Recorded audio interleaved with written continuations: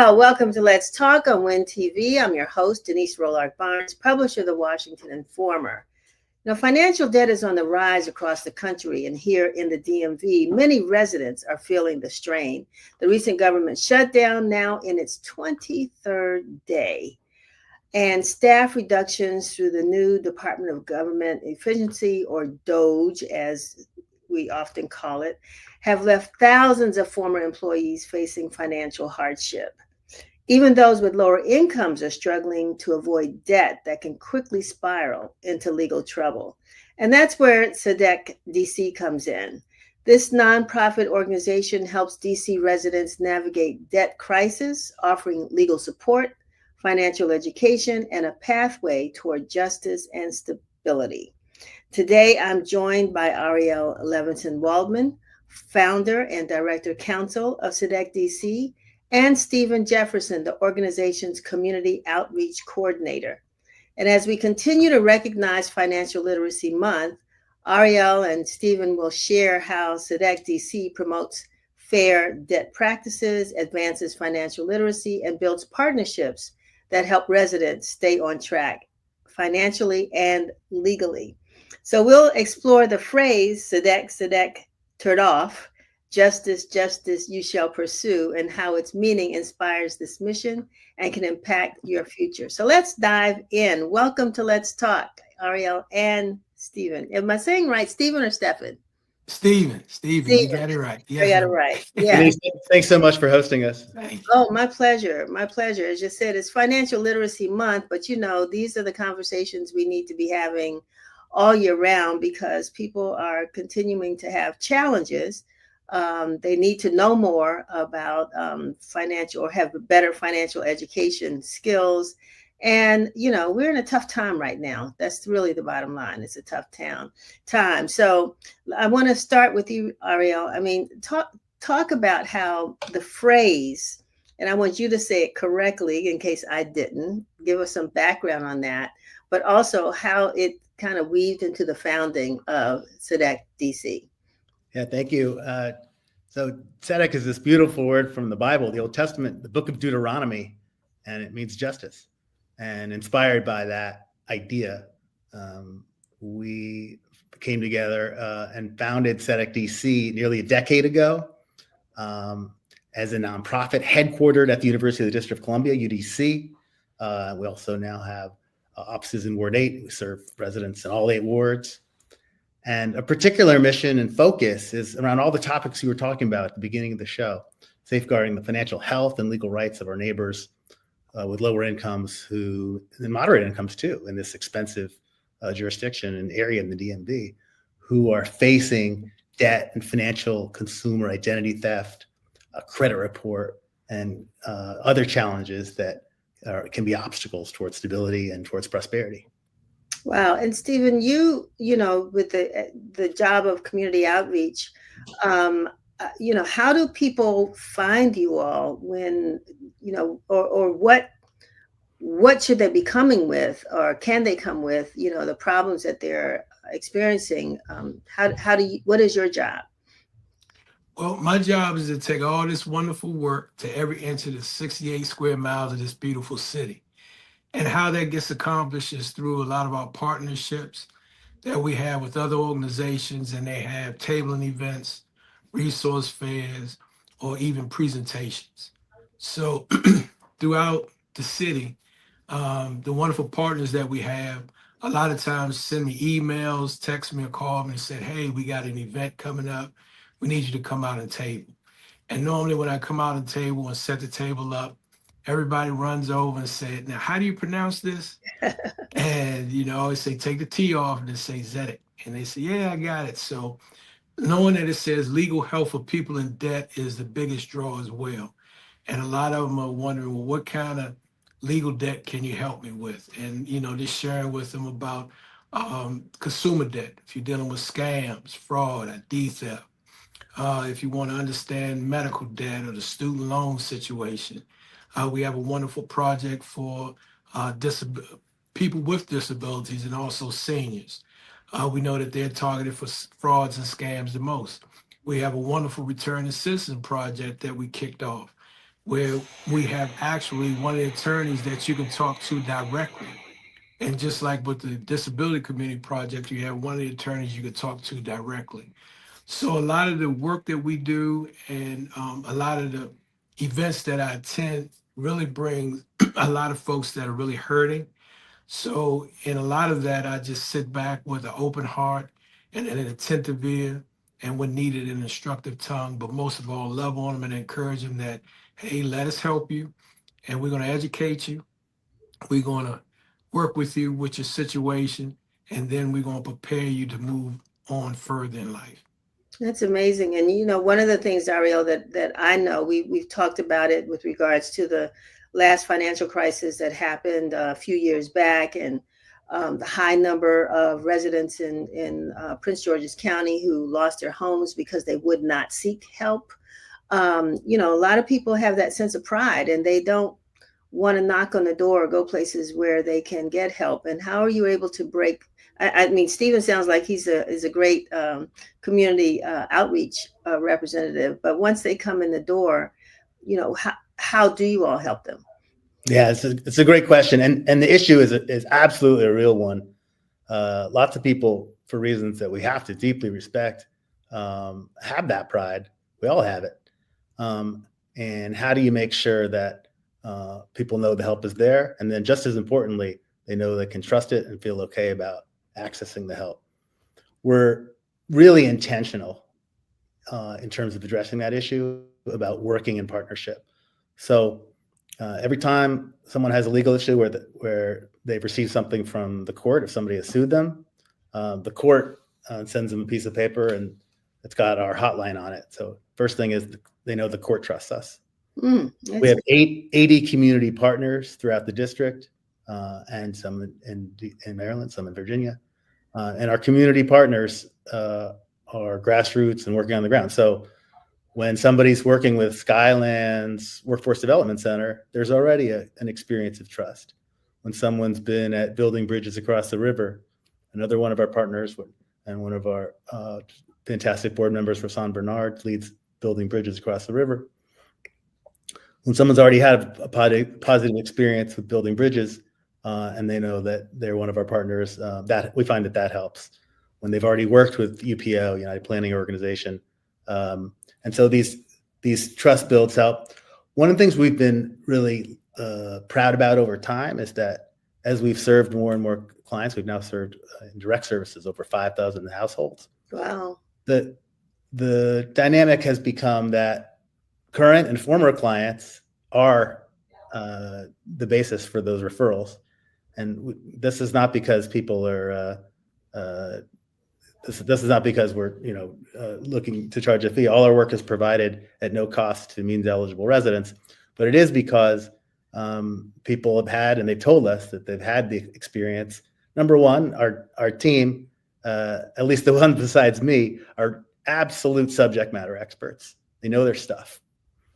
And number two, and this is something that we emphasize so hard in the training and in taking the time to make sure we're doing the work right, that we know that people are getting the message that this is a place where they'll be listened to, they'll be respected, their goals will be the driving force. And the question is, how can we assist them in achieving their goals? And so a lot of times we're getting feedback that you all are the first time somebody from the quote unquote system has done something helpful to me, rather than garnish my bank account, take my credit report, suspend me from school, subject me to the pathologies of the criminal justice system. Something positive has happened. I won my case. My credit problem went away. It was easier for me to get that job, get that loan. And that's exactly the positivity we're going for. That's one of the things that when I went to your website, and we're going to put the website up, the video that folks see are real testimonials of people who've had real life experiences. I mean, parking tickets that they, that doubled up on them and they couldn't pay, or, other issues where they really felt helpless. And, they're basically testifying that Tzdeck helped them. But, what are there things that you don't help people with? There are, and that's something that we keep in mind every day. What we do is we have a really broad, hard listening approach to our intake, because nobody walks in the door with a sign over their head that says debt collection problem. Right. These are our neighbors with real life issues. Folks come in and they're stressed about 10 different things. We can help with the things we can help with. That's debt, credit, fines and fees, fraud, identity theft. But what we also do, and we do this every day really intentionally, is listen to our clients or folks that are considering becoming clients and say, oh, you've identified a housing issue. We've got a partner that does housing. You've identified a food insecurity issue. We've got partners that address that. You've identified a mental health issue. We've got an idea for you. You've identified a substance abuse issue. We've got ways for you to get support. More and more, you've identified an immigration issue because of all the horrible things happening in our community right now in immigration. We've got partners that do that. And so we try and make sure that people come out either with the direct help from us or with that pathway to direct help from one of our partners. That it sounds very holistic, and that is rare in a lot of programs, because when people don't know or can't, if you don't fit into that square peg, you're kind of at a loss. And it sounds like you all are working to make sure that happens. And I think things can help. But also I've read and we've done stories in the Informer where you worked with the Attorney General's office on some actually, corporations that come into the district and actually have these scams that people are impacted by, and you've supported public policy issues or legislation to kind of get folks out the door. So you do more than help people, but you really help to impact public policy as well. You want to talk a little bit about that? Yeah, thank you for raising it. In support of that mission that I was describing earlier, we do 3 things at Tzedek DC.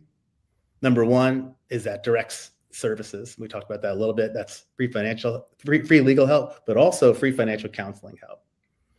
Number 2 is the work that Stephen leads, which is extraordinary, our community outreach and education work. That's all about a theory of knowledge is power and getting information out in the community in a way that's accessible from people who are trusted, sitting shoulder to shoulder with trusted partners in English and Spanish and other forms. We have 100+ languages here in our beautiful and incredibly rich District of Columbia. Number 3 is what you raised, and it's a really important part of the equation. Sometimes the issue is not that somebody can solve their problem using the current rules. Sometimes the problem is that the current rules are bad and don't make sense, or they used to be good, but circumstances have changed and now they need to be tweaked. And that's where our systemic work comes in. We listen really hard to what the community is telling us about the problems in their lives. And so over the time, we've had community members say to us, the debt collectors are harming my credit report, and they're calling me and they're emailing me and they're harassing me. And that's a big problem for me. Well, we worked with the chair of the council. We worked with the Attorney General's office, and we came up with a set of rules to change some of the abusive practices. For example, making sure that the marshal service isn't used against people in debt disputes, because that's such a scary, coercive thing to have happen, have the marshal's office come to your house, and that shouldn't be part of any civil dispute about money. We also have worked on big systemic change when it comes to fines and fees. For a whole generation in the district, and this also was happening in Maryland, we partnered with Attorney General Brian Frosch when he was in office. We worked with the Virginia NAACP on this issue in Virginia. For a whole generation in our region, we had rules in each of the 3 state level governments that we have, DC, Maryland, Virginia, DMV, that said, basically, if you have an unpaid parking ticket or an unpaid traffic ticket and you can't pay it right away, we're going to take away your driver's license. We got that changed through a mixture of working with the legislatures, in several cases, participating in or filing systemic constitutional lawsuits. But at the end of a lot of activity, those rules have now been changed in each of those jurisdictions. In addition, until very recently in DC, we had a similar rule that was uniquely bad and punitive, and we think backwards. And what it said was, if you had unpaid fines and fees of any kind owed to the district, you are automatically disqualified from having or for renewing your occupational licenses. So if we're a highly regulated jurisdiction, 125 different professions, 48,000 jobs. You need a license to do those jobs lawfully. You want to be a plumber, you want to be a barber, you want to be an HVAC cleaner, you need a license. So fine, maybe that should be the rule, but then also say that you can't have a license if you are not wealthy enough to pay a fine or fee. That's where we really started undermining people's pathways to employment, to stability. And so we worked with Councilmember McDuffie and others. We also had to get involved in the courts there. But through Councilmember McDuffie's leadership in the Economic Development Committee and through litigation, we ultimately resolved. Those rules were changed, and now effective just a little while ago. It's no longer the case that somebody with an unpaid fine or fee to the district is disqualified from being able to get to the job, to do the work, to get the money, to get whole. Well, that's wonderful. I'm going to give an applause for that, because I'm sure that, the workers themselves and the people who need the services, are glad to hear that. We're losing people who can provide services in the district for lots of reasons now. And so, no, thank you. And there's one other systemic thing I want to shout out. It's so timely. And I really appreciate your having us on this week, because, Congress has been attacking DC in the whole country in many ways, but DC uniquely, and subjecting DC to Medicaid cuts. That's putting a lot of pressures on the mayor's office. And so we've seen the disappearance of our local health insurance dollars and protections through the DC Alliance program. And that's all very bad and very scary for families that need healthcare to be able to access healthcare at all and be healthy. One of the things we know that gives residents so much anxiety is that over 90,000 residents have medical debt. And what we have said say that again, that's over 90,000. Over 90,000 residents have unpaid medical debts to a hospital or to a nursing home or to some other medical provider. And this is not because people choose to have medical debt. If you have an emergency medical issue, it's ridiculous to say that you are somehow irresponsible to get the care you needed. But as we all know, that sometimes leads to the racking up of, because people are underinsured or the insurance policies don't cover everything that needed to be covered. And now you're off to the races with medical debt. It's the number one driver of bankruptcy in the country. Correct. Mm-hmm. It impacts our Black and our Latino neighbors at percentages much higher than our white neighbors. So it's on top of that, it's a racial justice issue and an equity issue. And so we put out a report after best practices several years that we did with a terrific coalition. And just this week, Councilmember Christina Henderson, who chairs the DC Council's Health Committee, she introduced on behalf of herself and a majority of the DC Council a very strong reform bill that, if it becomes law, and I hope it will create some important protections for residents who are continuing to face medical debt. For example, some hospitals have been able to place liens on people's homes as a result of medical debt. The bill would stop that from happening.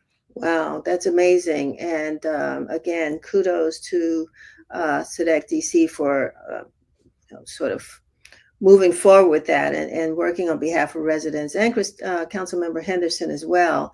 We don't know. Again, these are the silent disruptors of our lives that people are dealing with every single day. We lost Stephen, but we're about out of time. But I was going to ask, just if there are the misconceptions. Well, really, I don't want to do that. Let's talk about the importance of financial education, because I assume when people come in and you're helping them with address whatever issue that they may come with, that you also are probably helping them to understand how not to get into these situations again if it is within their power and control. Yeah, thank you for raising that. There's really two things that we want to make sure to shout out. Number one, DC a generation ago, and Stephen Jefferson actually tells a beautiful story about his own path that illustrates this. And I know he had to, his connection went sideways here, so I'll try and do my best on the story. But it's essentially that, when coming up a generation ago and graduating in the 80s from DCPS, that he and his classmates had access to a strong class on financial literacy through the life skills program. Mm-hmm. Generation later, after DCPS had to reorient its programming in the wake of No Child Left Behind and all the budget cuts from the takeover by the control board. Kids in Stephen's, there he is. Stephen J is back. Stephen, I was sharing how you've told this beautiful story that it is so emblematic about how your son coming up in the same system got nothing. And that is consistent with what we know from hundreds of pieces of feedback from DC parents and families, and from what the national studies tell us. So the National Financial Literacy Evaluators, they give Virginia an A, they give Maryland a B, and they give us here in the district an F. And so we have a ways to go, and we have a huge opportunity.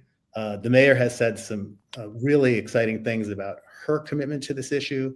She's created a financial literacy council, which we're proud parts of.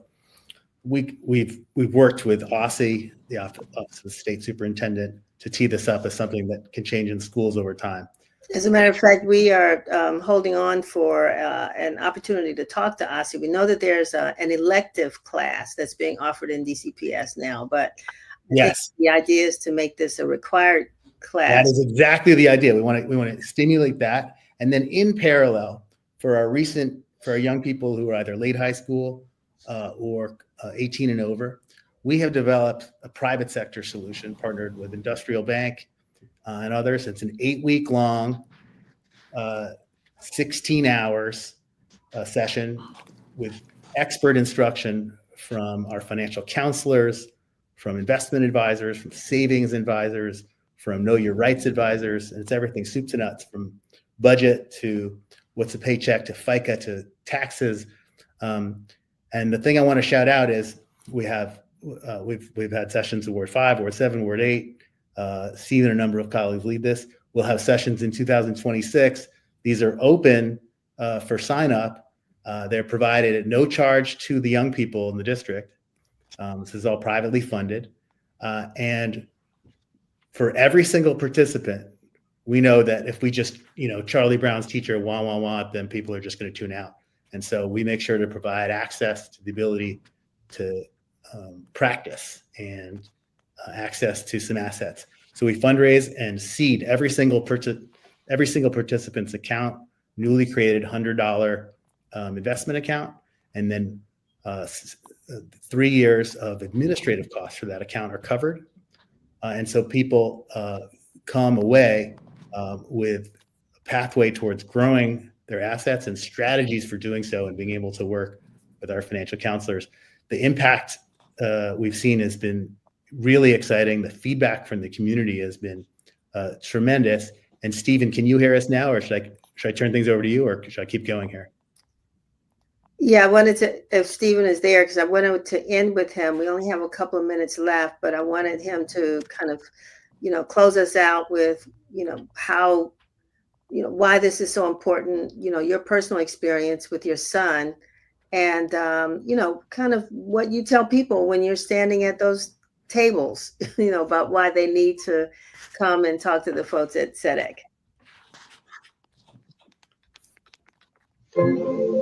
So maybe we may have some. Yeah, we might have to pause. Issues. The audio for Stephen, but I'll share that.